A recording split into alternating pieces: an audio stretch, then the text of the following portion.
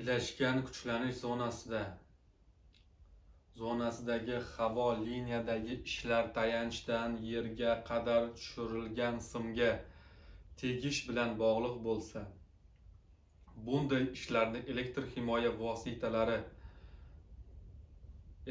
himoya qo'llab yoki potensiallarni tenglashtirish uchun ushbu sim o'tkazgich bilan ulangan metal maydonchadan turib bajarilishi zarur. Ishlarni yerdan turib elektr himoya vositalarini va metal maydonchani qo'llamasdan simni har bir tegish joyining bevosita yaqinida, ammo ishlayotgan odamlardan 3 metrdan uzoq bo'lmagan masofada yerga ulash sharti bilan bajarishga ruxsat etiladi. Momaqaldiroq yaqinlashayotganda havo liniya va ochiq taqsimlash qurilmasida barcha ishlar YTQ, yopiq taqsimlash qurilmasida esa havo liniyasiga bevosita ulangan kommutatsiya apparatlari va ularni kirishlaridagi ishlar to'xtatilishi shart.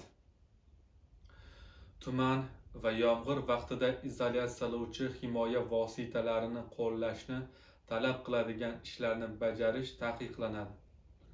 Yerga tutashuv aniqlangan taqdirda tutashuv joyiga yopiq taqsimlash qurilmalarida 5 metrdan ochiq taqsimlash qurilmalarida 8 metrdan kam masofaga yaqinlashish taqiqlanadi. Ushbu joyiga ko'rsatilgan masofadan kamroq masofada yaqinlashishiga faqat yerga tutashuvni bartaraf etish uchun kommutatsiya apparatida o'chirish-ulash ishlarini bajarish uchun, shuningdek jabrlanganlarga birinchi tibbiy yordam ko'rsatish zaruriyati bilan bo'lganda ruxsat etiladi. Bunday hollarda asosiy elektr himoya vositalari bilan birga qo'shimcha himoya vositalaridan ham foydalanish zarur. Xodimlar elektr qurilmalarida olingan kuchlanish ogohlantirishsiz qayta berilishi mumkinligini har doim yodlarida tutishlari shart. Saqlagichlarni olish va o'rnatish odatda kuchlanish olinib bajariladi. Saqlagichlarni kuchlanish ostida, ammo yuklamasiz olish va o'rnatish sxemasiga kommutatsiya apparatlari bo'lmagan ulanmalarda amalga oshirilishi mumkin. 1000 voltgacha kuchlanishli shitlar va yig'malarda ulanmalar saqlagichlarni vertikal bo'yicha birini ustiga boshqasini joylashtirilgan, fazalar vertikal joylashtirilganda hamda kommunikatsiya apparatlari bo'lmagan sxemalarda saqlagichlarni yuklama ostida olish va o'rnatishga yo'l qo'yiladi. Bunda ko'zni himoya qilish vositalari o'rnida yuzni himoya qilish vositalari qo'llash tavsiya etiladi. Kuchlanishi 1000 voltgacha bo'lgan elektr qurilmalarida yopiq turdagi saqlagichlarni va kuchlanish transformatorlari saqlagichlarni kuchlanish hamda yuklama ostida olish va o'rnatishga ruxsat etiladi.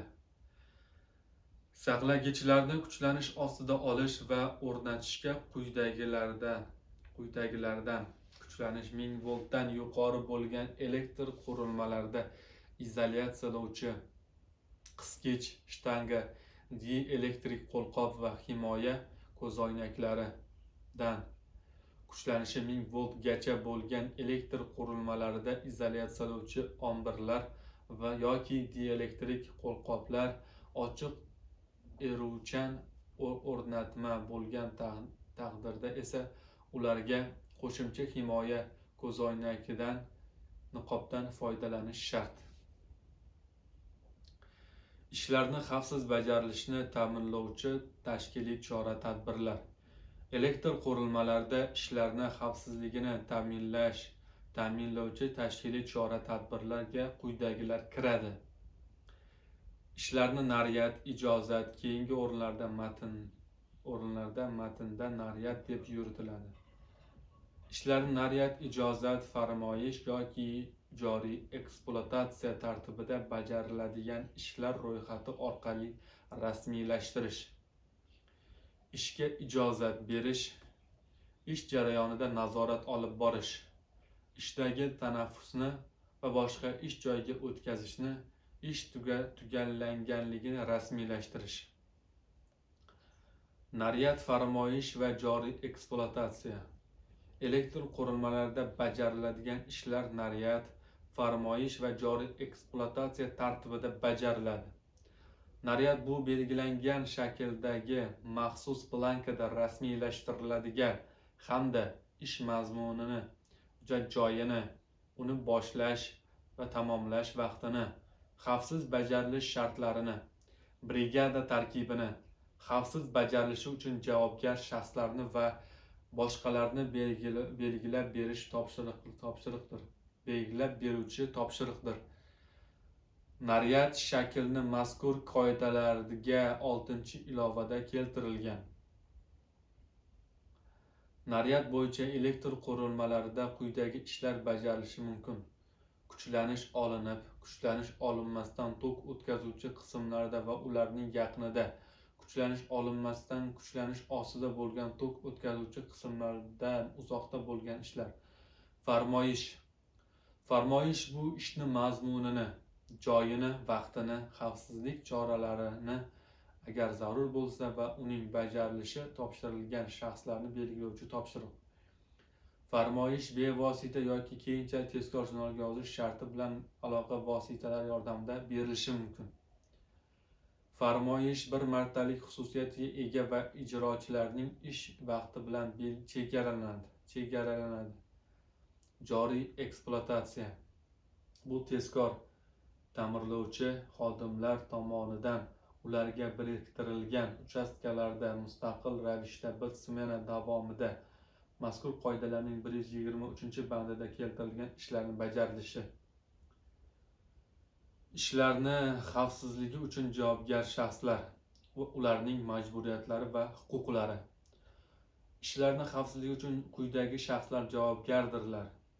Naryad va farmoyish beruvchi, ijozat beruvchi, tezkor xodimlar jumlasidan bo'lgan javobgar shaxs, ishning javobgar rahbari, keyingi o'rinlarda javobgar rahbar, ish bajaruvchi, kuzatuvchi, brigada a'zolari. Naryad farmoyish beruvchi shaxs ish hajmini va uning bajarilishi zarurligini belgilaydi.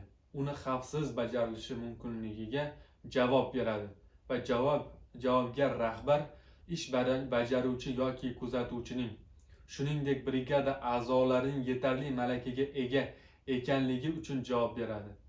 Naryad beruvchi shaxs mazkur qoidalarda ko'zda tutilgan holatlarda naryadning alohida ko'rsatmalar satrining mazmunini aniqlab berishga majbur.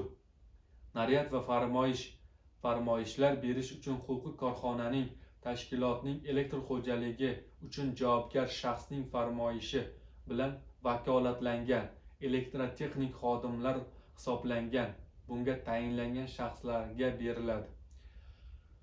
Ko'rsatilgan shaxslar kuchlanishi 1000 voltdan yuqori bo'lgan elektr qurilmalarida elektr xavfsizligi bo'yicha kamida 5-guruhga, kuchlanishi 1000 voltgacha bo'lgan elektr qurilmalarida esa kamida 4-guruhga ega bo'lishlari shart.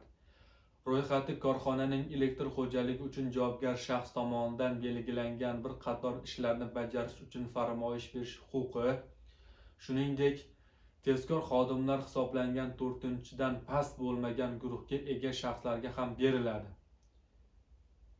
Ijozat beruvchi, tezkor xodimlar hisoblangan javobgar shaxs quyidagilar uchun javobgardir. Ishga ijozat berish va ishlarni bajarish uchun zarur bo'lgan xavfsizlik choralarining to'g'ri bajarilishi, ularni yetarli darajada va ish joyiga hamda uning xususiyatlariga muvofiqligi uchun jurnallarda yoki naryadlarda rasmiylashtirilgan holda ishga ijozat berishni, ish tamomlanganidan keyin ish joyini qabul qilib olinishini to'g'riligi uchun mazkur naryad farmoyish bo'yicha ishlarni xavfsiz bajarish yoki ish joyini tayyorlash bo'yicha naryaddan ko'rsatilgan choralarning yetarli ekanligi va to'g'riligiga shubha tug'ilgan paytda bunday tayyorgarlik to'xtatilishi lozim. Ijozat beruvchi kuchlanishi 1000 voltdan yuqori bo'lgan elektr qurilmalarida ishlarni bajarishda elektr xavfsizligi bo'yicha kamida 4-guruhga, kuchlanishi 1000 voltgacha bo'lgan kamida 3-guruhga ega bo'lishi kerak. Javobgar rahbar ijozat beruvchining ish joyini qabul qilib olayotib hamda ishga qo'yayotib ijozat beruvchi bilan bir qatorda ishlarni bajarish uchun zarur bo'lgan xavfsizlik choralarini yetarli darajada ko'rilgani va ish joyini to'g'ri tayyorlagani, shu jumladan naryadning alohida ko'rsatmalar ustida ko'rsatilgan choralarining yetarli ekanligi uchun javobgardir. Javobgar rahbar va ish bajaruvchi vazifalarini o'rindoshlik bilan bajarishidan tashqarigi hollarda naryad bo'yicha bajariladigan ishlarda bevosita ishtirok etishi taqiqlanadi. Javobgar rahbar etib elektr xavfsizligi bo'yicha kamida 5-guruhga ega bo'lgan elektr texnik xodim hisoblangan shaxs tayinlanadi. Javobgar rahbarni tayinlash zaruriyati naryad beruvchi tomonidan ishning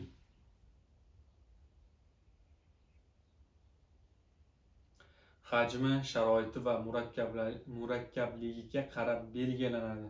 Kuchlanishi 1000 voltgacha bo'lgan elektr qurilmalarida ishlar naryad bo'yicha bajarilganida javobgar rahbar tayinlash talab qilinmaydi.